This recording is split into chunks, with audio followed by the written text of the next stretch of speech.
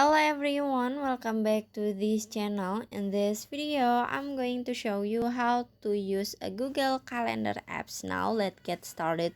First, open your Google Calendar apps, and after this, in here at a Google Calendar apps, you can add the goals, the reminder, or the tags, and then the event.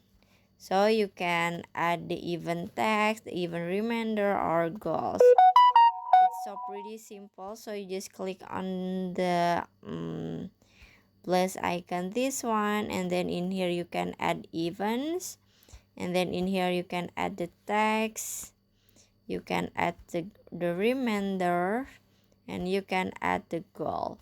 And after this, in here you can see the schedule.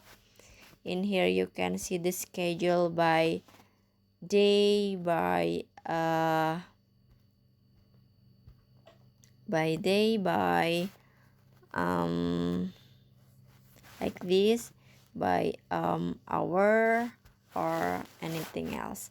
So that's how to use a Google Calendars apps. I hope you found this video to be helpful. If you enjoy the content, please consider like, comment, and subscribe down below. Bye bye.